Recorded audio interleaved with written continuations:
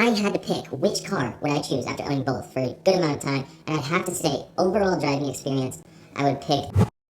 I've got my notes. I'm here to give you the down low between what are the differences and what is it like owning a Mazdaspeed 3 and a Focus ST. These are direct competitors. Now, I wouldn't say they're competitors anymore because they don't make the Mazdaspeed 3s anymore, but there are a lot of used ones on the road for sale that are pretty cheap. And sometimes you might be contemplating, should I buy the Focus ST or should I buy a Mazdaspeed 3? Let's go over my notes because I've had the Mazdaspeed 3 for about 2.5 years. That's how I started this YouTube channel. That's how all of this got here. So I appreciate you guys watching the videos so we can make cool videos like this and compare two rad cars that are very, very similar. Now I've had the Focus ST for probably almost 4 months or maybe a little more. I'm not sure, right around that range. And I feel like I have driven it enough the last 5,000-6,000 miles, past miles, to know how I really feel about this. So let's go over what I have on my notes, what I wrote down. I did a little T-chart and wrote the positives, the pros on both. So on the Mazdaspeed 3 pros, I have a dual exit bumper. I like that better than the middle on this car. And the number one thing is it just has a more raw feel when you're driving it. You feel more connected to the road. Your torque steer is insane on the Speed 3. Like when I sold the car, I told the guy who was test driving it that ended up buying it, we were in second gear and I was like, dude, you need to get on it so you can like have fun. I'm trying to help sell the car. But I said, hold the wheel on the lower left because it's gonna pull right. And I said, it's gonna go into a curve if you don't hold on tight. And I don't remember if he didn't grab or he just didn't hold on tight enough. He pinned it in second. That wheel literally cranked right so hard we almost went into the curb. That's fun once you get used to it. Now the Ford Focus platform has a system where it applies the brake to one of the wheels to help divert that torque steer and keep the wheels straight until you turn the traction control off, which I never turn the traction control off. I love how this car doesn't have much torque steer compared to that car especially. Let's go over the number one pro, in my opinion, of the Focus ST is the interior is better. The gauges at the top on the dash, there's the 3 gauges. You've got your oil temperature, your boost, your oil pressure. Super nice to have, when your oil temp is up to where it should be so you can get on it. Now these cars take a long time to warm up, so don't let that shock you, but that's good to have that gauge and why it's there. I'm gonna go through the rest of the positives of the Speed 3 real quick. So it's cheaper, that's a pro. It has a better wing in my opinion. The body lines are better, 100%. That car is beautiful, the car is a great looking car, it flows so good. I love looking at those things. The rear hatch and bumper on the Mazdaspeed 3 is so much better looking than the Ford Focus ST. When you look at a Mazdaspeed 3 from behind, you're like, wow, that's a nice car. When you look at the back of a Focus ST, you're like, dude, what happened? Ford, what were you thinking? The rear valence, you can clip off and put a new one on from a company that makes a nice one that looks similar to an RS. But it feels like the clips are gonna break on this, and since I'm getting rid of the car soon, I didn't want to mess with it. It wasn't worth it to me to have to break stuff and then not be able to put it back on, and it would be a nightmare. So I didn't want to mess with it. So I give mad props to the Speed 3 for having a better rear end for sure. Another little thing that I found out is that the Speed 3 does have screw holes for a roof rack base. So on this car and even on my Subaru, it just bums me out that to mount a roof rack on these cars, you have to have a claw that goes into the door seal, and that's how it hangs onto the roof. And then, then you have metal against paint or wrap, and it just looks tacky. But the Speed 3 has the bolt holes, and the base that Yakima makes, oh my gosh, it's so clean. I loved having a roof rack on that car. It looked amazing. And it was super useful, and it just didn't look bad. These tacky bars you have to have that go into the door seal on like a car like this or like a Subaru or something, it's just so disappointing they didn't put those screw holes in the roof rails. So that's a huge plus because I feel like hot hatches almost need a roof rack a lot of times. I think this car looks good without it, but if you do it, certain other ways on bags and stuff like that, a lot of people do run roof racks because it does look a lot better. Makes the car feel very balanced. So right under interior being better, I have next to it, it has no gas cap on the Focus ST, which is awesome. It has the little, you just push it, you push on the fuel door, it pops open, you pull it up, and then you don't have a cap you have to deal with. On the Mazda, it's a little old school, you have a cap. I love that about Fords. I'm sure the newer Chevys and normal cars, I think, don't have caps. I don't know. This is the first car I've had without a gas cap, and I freaking love it. Focus ST is reliable past 100,000 miles. The timing chains are notorious on the Speed 3 for getting loud, clanky, and then just being sloppy and causing problems. And that usually happens right around the 100,000 mile range. So when you buy something over that, you're gonna run into all kinds of issues. The variable valve timing setup from everything I've read, it's just kind of a nightmare. You run into problems, you're gonna have to fix some things. So I've never heard about that on these cars. I've seen a lot of people on Facebook groups that run these cars past 100,000 miles with no problems, as long as they don't have like crazy power, which is why I didn't mod this thing past 300 horsepower.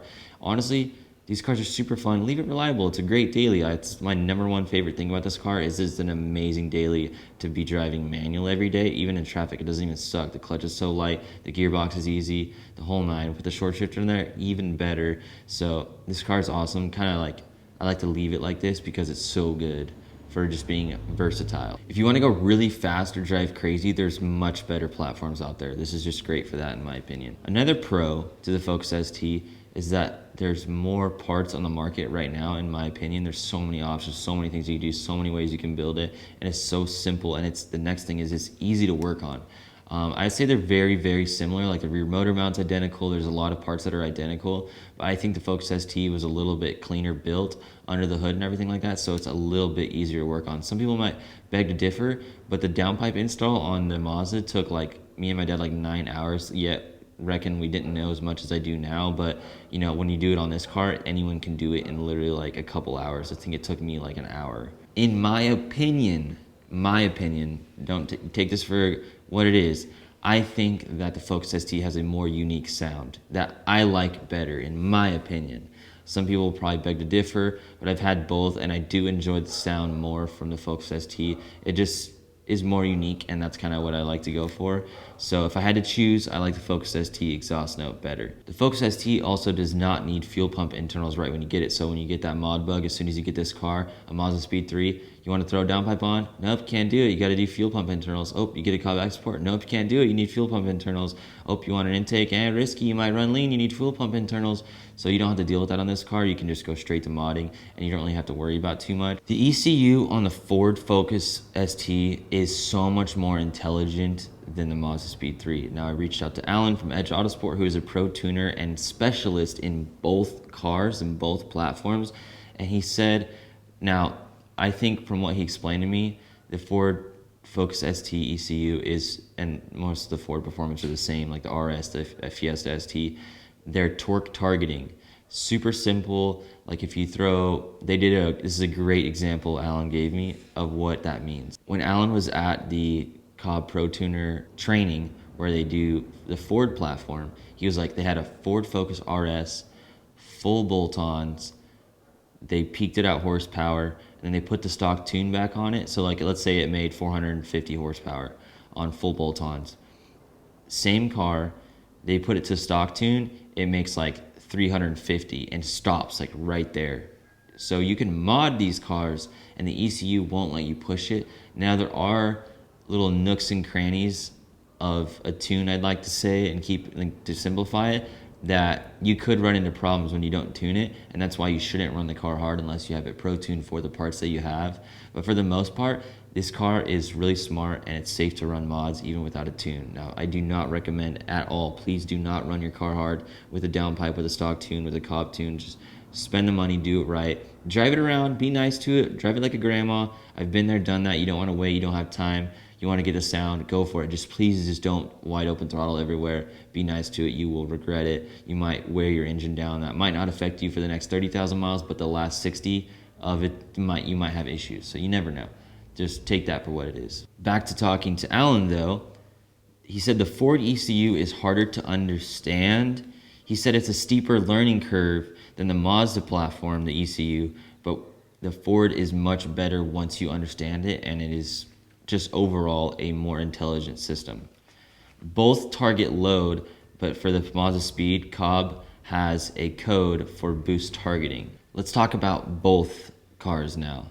They're both super good looking, and they're both reliable for being a boosted 4-cylinder. under 100,000 for the Mazdaspeed. So under 100K, both these cars are pretty dang reliable.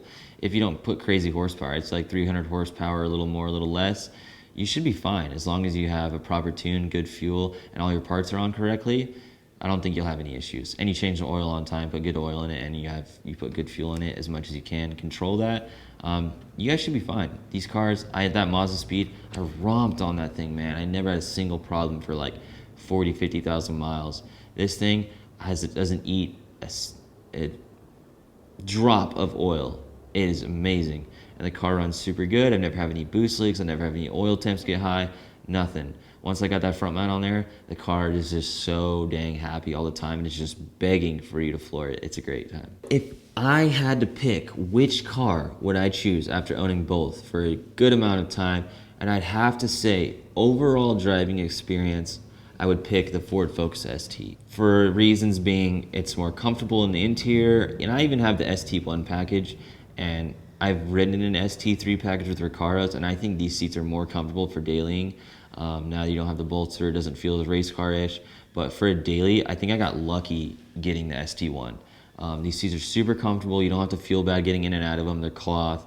You don't have to really care too much. So for a daily, having friends in and out, maybe a dog or two, or running errands, throwing stuff in the back seat, it's an amazing car on the inside. I love the gauges. People feel like it's a sports car, but it's still comfortable. So like anyone that maybe you have people that get in your car that are just like these people like you are annoying. Like they get in this car and they're like, wow, this thing's nice. Like it's chill, like comfortable. It's the same experience, but like, wow, there's 3 gauges up there. Cool. Whoa, access port. Wow, it's making cool sounds, and it's not like obnoxious. It's not all rough or anything either. So I think overall this car I enjoy as a daily, as a hot hatch, and the torque is super impressive. It's great on gas. It makes cool sounds. That's just my opinion. I like this car overall, and the fact that I know that I can drive it over 100,000 miles and probably not have as many problems as a Mazdaspeed 3, sign me up. I love this thing so much. Now, if you're like, I have less money, I want a hot hatch, then get a Mazda. Go have fun with it. Go learn. Go head deep into it. And take it, for what it is. I love that car too. I had a great time. The torque steer's a blast. I think people, especially letting people drive it, they get a kick out of it. They're like, this thing's insane, all the torque, driving it. I had nothing but fun times in both of these cars, and they are front-wheel drive, but they're a lot cheaper than some rear-wheel drive cars and all-wheel drive cars. And if you want to go fast, make cool sounds, and just have a good time and live that car lifestyle, these are great options. So go look for a clean used car. I have some more videos coming up about the Focus ST platform, like videos I had made of the Mazdaspeed 3 buyer's guide, things I hate, things I love, things you should look out for when you're buying a used one. All of that upcoming soon. So I appreciate you stopping by. Make sure you check out the playlist on the screen.